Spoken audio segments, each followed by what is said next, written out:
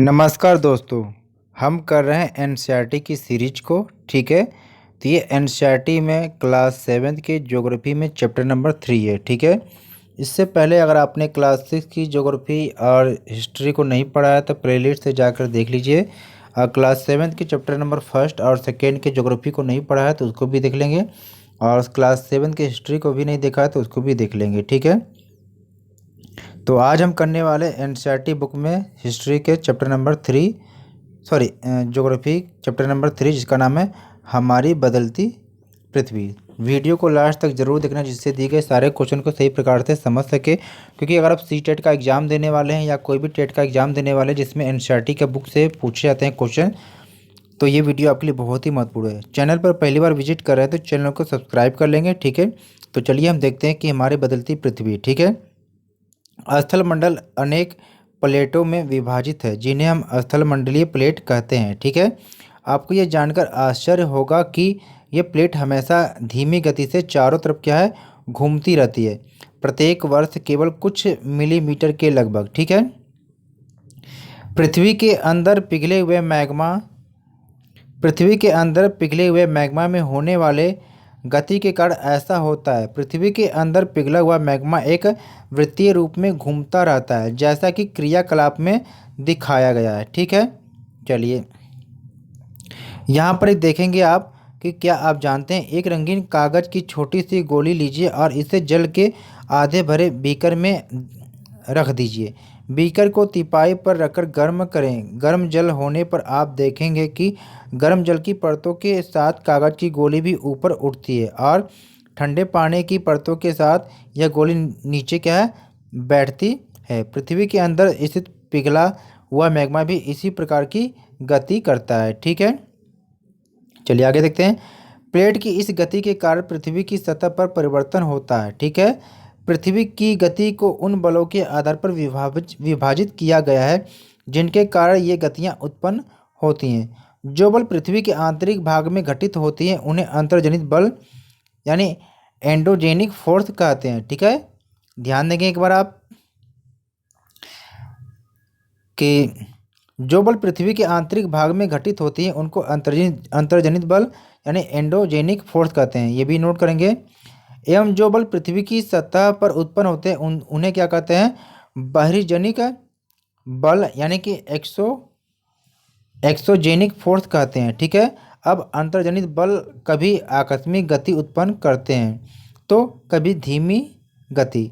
भूकंप एवं ज्वालामुखी जैसी आकस्मिक गति के कारण ही पृथ्वी की सतह पर अत्यधिक हानि होती है। आप सभी जानते हैं कि भूकंप आने से या ज्वालामुखी विस्फोट होने से कितना नुकसान होता है। ठीक है, अब इस डायग्राम को अच्छे प्रकार से आप समझ लेंगे। ठीक है, कि पृथ्वी की गतियाँ, ठीक है, पृथ्वी की गतियाँ हैं दो प्रकार की है, अंतर्जनित बल और बहिर्जनित बल।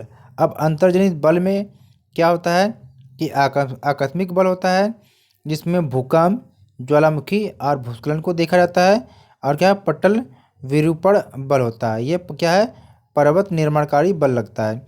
और बहिर्जनित बल में क्या आप देखेंगे, अपरदन और निक्षेपण, नदी और बहता जल, पवन, समुद्री तरंगे, हिमनद। ठीक है, इन सब के कारण ये पृथ्वी के गतियों में परिवर्तन होता है। ठीक है ना। अब यहाँ पर कुछ शब्दावली को भी देखेंगे। स्थल मंडलीय प्लेट किसे कहते हैं। ठीक है, यानी कि भूपर्पटी में अनेक बड़ी एवं कुछ छोटी कठोर असमान आकार की प्लेटें होती हैं जिन पर महाद्वीप एवं महासागर की सतह क्या है, टिकी होती हैं। ये सब क्या आपस में मूवमेंट करती रहती हैं। ठीक है, अब यहाँ पर देखेंगे ज्वालामुखी के बारे में। क्या है ज्वालामुखी, ज्वालामुखी भूपर्पटी पर खुला एक ऐसा छिद्र होता है जिससे पिघले हुए पदार्थ अचानक निकलते हैं। ये आप चित्र में देख पा रहे होंगे, ये ज्वालामुखी का चित्र है। ठीक है, अब यहाँ पर ये जो रेड कलर का मैग्मा है ये पृथ्वी से बाहर क्या है, छोटे छिद्र से निकलता है। ऐसा कोई नहीं है कि पृथ्वी पर कोई छेद ऐसा होता है, बस पृथ्वी का जो कमज़ोर पार्ट होता है जहाँ से, वहाँ से मैग्मा बाहर निकलता है। अब इस चित्र को देखेंगे। ठीक है, नीचे का जो पार्ट होता है ये मेंटल हो गया, और इसके ऊपर जैसे जाके मैग्मा कोड हो गया है, ये पर्पटी हो गई। ठीक है, जैसे ही लावा बाहर निकलता है, जिस मुख होता है उसको हम क्रेटर बोलते हैं मुख को, और जो लावा निकलता है वो गैस या राख होता है। ठीक है, ये जो निकल रहा है रेड कलर का बाहर आता है वो लावा हो गया। ठीक है, और जो रास्ता होता है उसे बोलते हैं निकास या वेंट बोलते हैं, ठीक है। अब यहाँ पर शब्द की उत्पत्ति देखेंगे, यानी एंडोजेनिक मतलब क्या है, एंडोजेनिक हो गया आपका, और एक्सोजेनिक यानी कि अंतः हो गया और ये बाह्य हो गया, ठीक है। चलिए आगे देखते हैं। इस प्रकार स्थलमंडलीय प्लेटों के गति करने पर पृथ्वी की सतह पर भी कंपन होता है। जब प्लेट क्या करती है, आपस में गति करती है, एक जगह से क्या है दूसरी जगह वो जाती हैं, ठीक है, फिर वापस भी आती हैं। जब प्लेट आपस में आती हैं तो टकरा भी जाती हैं, ठीक है। आप प्लेटों को टकराने से, या कोई मान लीजिए कोई एक प्लेट क्या है दूसरी प्लेट के ऊपर चढ़ जाती है, तो इससे भी क्या होता है, कंपन हो जाता है, ठीक है। भूप्रपटी के नीचे वह स्थान जहाँ कंपन आरंभ होता है, यानी कि जैसे जमीन का ये पार्ट है जहाँ पर वो कंपन आरंभ होता है, ठीक है, आरंभ होता है, उसे उद्गम केंद्र कहते हैं या कहलाता है। अब उद्गम केंद्र के भूसतह पर उसके निकटतम होता है, यानी कि जहाँ पर ये नीचे होता है, ठीक, इसके ऊपर जो होता है उद्गम केंद्र के भूसतह पर उसके निकटतम स्थान को क्या कहते हैं, अधिकेंद्र कहते हैं। चित्र में आप देखेंगे तो अच्छे प्रकार से आप समझ जाएंगे, ठीक है। चलिए आगे देखते हैं। उद्गम केंद्र की भू सतह पर उसके निकटतम स्थान को क्या अधिकेंद्र कहते हैं, ठीक है। अधिकेंद्र के निकटतम भाग में सर्वाधिक अधिकेंद्र के निकटतम भाग में सर्वाधिक हानि होती है एवं अधिकेंद्र से दूरी बढ़ने के साथ साथ भूकंप की तीव्रता धीरे धीरे कम होती जाती है, ठीक है। अब देखिए ये क्या, पृथ्वी के नीचे जहाँ पर अनुभव किया जाता है ये उद्गम केंद्र हो गया, यानी ये वह स्थान है जहाँ भूकंप उत्पन्न होता है, वह भूकंप ऊर्जा का उद्गम केंद्र कहलाता है। और ठीक इसके ऊपर जहाँ पर महसूस किया जाता है पृथ्वी पर, वो अधिकेंद्र कहलाता है, ठीक है। और ये प्लेट की सीमा है, आप देख रहे हैं, ये भूकंपी तरंगे सभी दिशाओं में क्या बाहर की ओर फैलता है, जैसे आप तालाब में पत्थर फेंकते हैं ना, चारों तरफ पानी मूवमेंट करता है, ठीक उसी प्रकार से, ठीक है। और इसको आप क्या क्रियाकलाप के द्वारा आप करके देख लेंगे।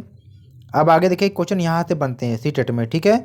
इस सीटेट में क्वेश्चन आपको यहाँ से बनते हैं, इसको जरूर आप देखेंगे, किसको, इसको पढ़ लेंगे, ठीक है। क्या दिया है कि भूकंपीय तरंगे 3 प्रकार की होती हैं, और जो पी होता है, पी यानी कि इसको कहते हैं अनुदैर्ध्य तरंगे, एस जो आपका है ये क्या है, अनुप्रस्थ तरंगे, जो एल हो गया ये क्या होगा, पृष्ठीय तरंगे। इन तरंगों के गुणधर्म विश्व कोश से ज्ञात करने का आपको प्रयास करना है, ठीक है। चलिए आगे देखते हैं। अब इसे देखेंगे आप।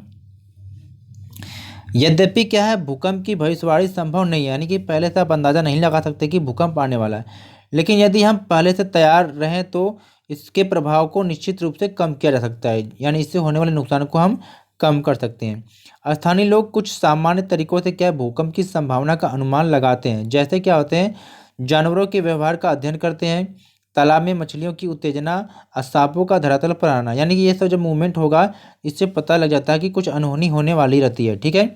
अब ये चित्र में देखो, गुजरात में भूकंप जो आया था उसके बारे में बताया गया है। अभी आप ही देखे होंगे यहाँ पर भी भूकंप आ ही रहे हैं, कल आए थे, ठीक है। अभी भूकंप का एक चित्र है, पेपर में आप देखते हैं कि भुज में भूकंप के झटके, शहर में आग, यानी ये सब जो चीज़ें हैं आती रहती है। और इसमें क्या है कि इसको हम कुछ सावधानियां बरत कर हम इसे क्या कम कर सकते हैं। जैसे यहाँ पर दिया है कि स्कूल प्रभावित है, सर्वाधिक प्रभावित, तो स्कूलों की इमारतें क्या है गिरने से कम इतने छात्र मर गए, यानी कि जब भूकंप आता है तो आपने देखा कि बहुत लोग क्या है उससे प्रभावित होते हैं, ठीक है ना। तो इन सब से आपको क्या बचना है। अब देखिए यहाँ से एक क्वेश्चन आपके बनते हैं, इसको जरूर नोट करेंगे कि भूकंप का मापन एक यंत्र से किया जाता है जिससे क्या है भूकंप लेखी कहते हैं, यानी भूकंप का मापन किससे करते हैं, भूकंप लेखी से करते हैं, ठीक है। अब भूकंप की तीव्रता जो किस पे मापी जाती है, रिक्टर स्केल पे। देखिए भूकंप की तीव्रता अलग है, रिक्टर स्केल है, अब भूकंप का मापन भूकंप लेखी से किया जाता है, ठीक है। आगे देखिए, जिस भूकंप की तीव्रता 2.0 अथवा उससे कम होती है उसका प्रभाव नहीं के बराबर, यानी बहुत कम होता है। लेकिन जिस भूकंप की तीव्रता 5 होती है वह वस्तुओं के गिरने की क्षति पहुंचा सकता है, ठीक है।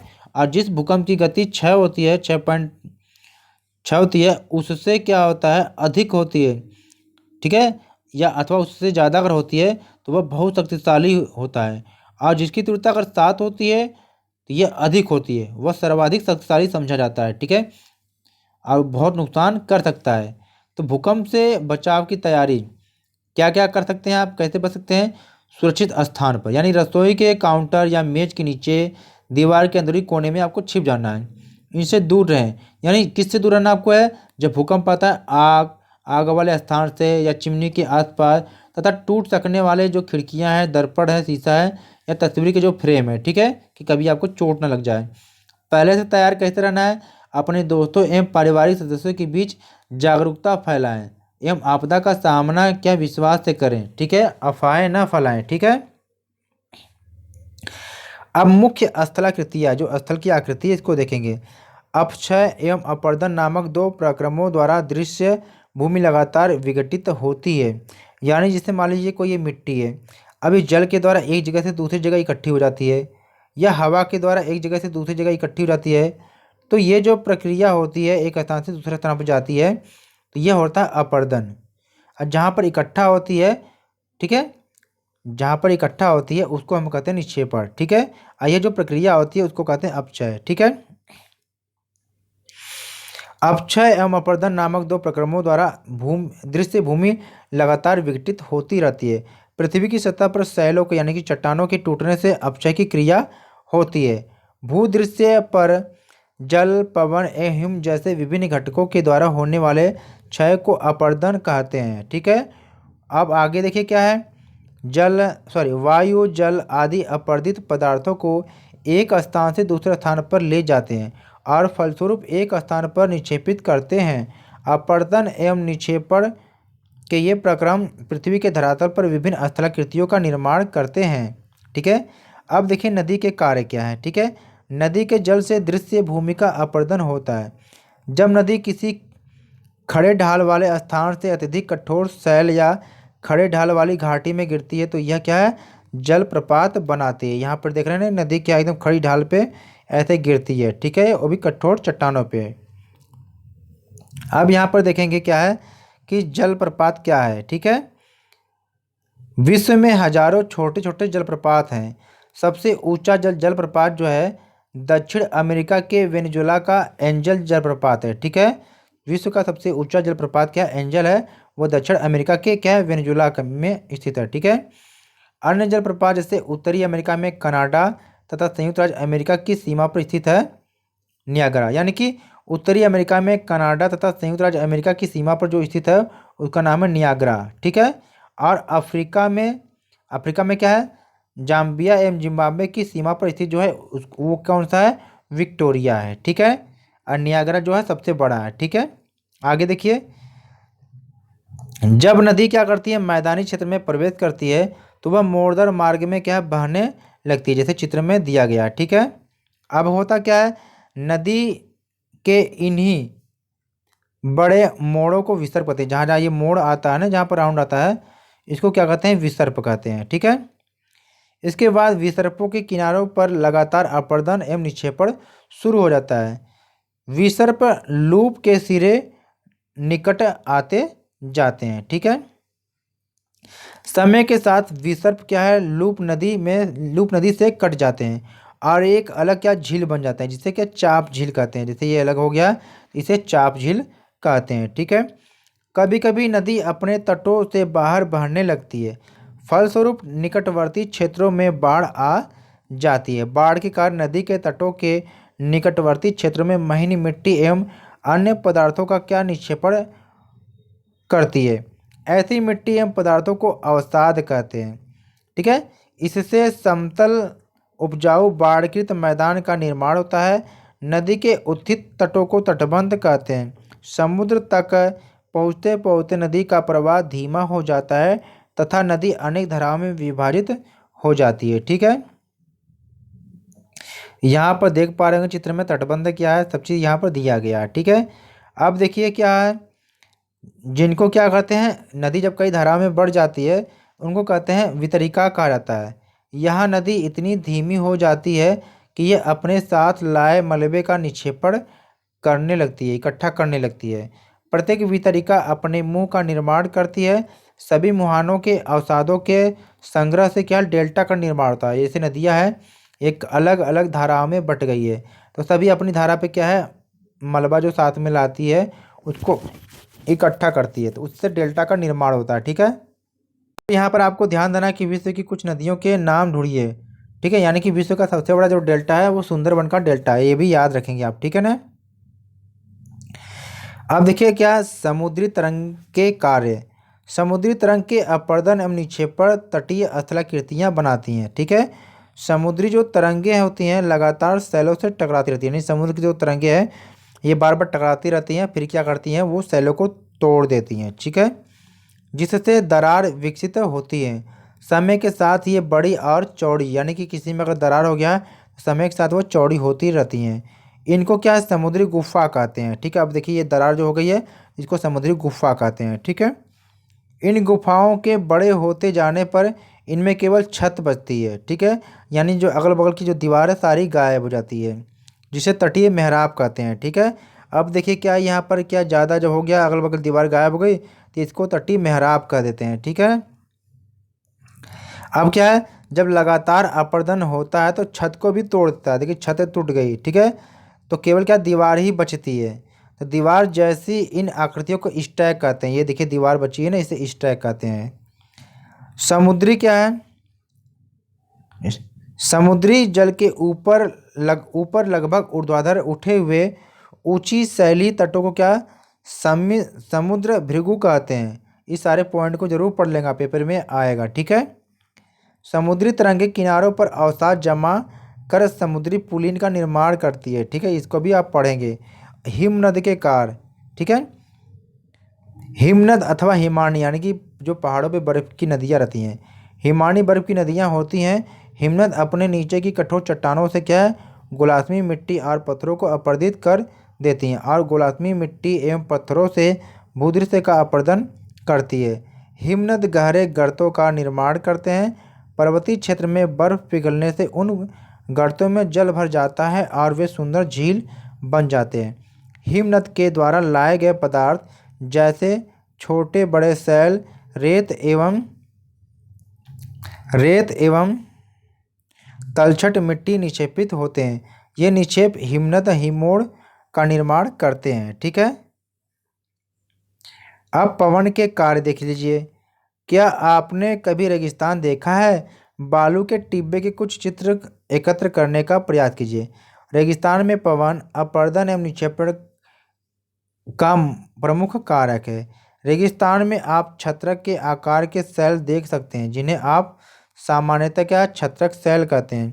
अब आपसे पूछा जाए छत्रक सेल कहाँ पर दिखाई देते हैं, तो रेगिस्तानी क्षेत्रों में आपको पता होना चाहिए। पवन सेल के ऊपरी भाग की अपेक्षा निचले भाग को आसानी से काटती है, इसलिए ऐसी सेल के आधार संकीर्ण एवं शीर्ष विस्तृत होते हैं। पवन चलने पर यह अपने साथ रेत को एक स्थान से दूसरे स्थान पर पहुंचाती है। जब पवन का बहाव रुकता है तो यह रेत गिरकर छोटी पहाड़ी बनाती है। तो इनको कहते हैं बालू टिब्बा कहते हैं, ठीक है। जब बालू कण महीन एवं हल्के होते हैं तो वायु उनको उठाकर अत्यधिक दूर ले जा सकती है। जब ये बालू कण विस्तृत रूप में निक्षेपित हो जाते हैं तो इसे लोयस कहते हैं, ठीक है। चीन में विशाल लोयस निक्षेप पाए जाते हैं, ठीक है। तो यहाँ पर हमने क्लास 7 ज्योग्राफी के चैप्टर नंबर 3 को कंप्लीट कर लिया है। तो प्लीज़ वीडियो को लाइक शेयर जरूर कर देना, ठीक है, जिससे इसी तरह की वीडियो आपको सबसे पहले एनसीईआरटी की मिलती रहे। और चैनल को सब्सक्राइब कर लेना सभी प्रकार के एमसीक्यू क्वेश्चन को देखने के लिए, प्रैक्टिस को देखने के लिए, क्योंकि यहाँ पर क्या है आपको एनसीईआरटी की बुक से प्रैक्टिस करवाया जाएगा क्वेश्चन के द्वारा। तो थैंक फॉर वॉचिंग।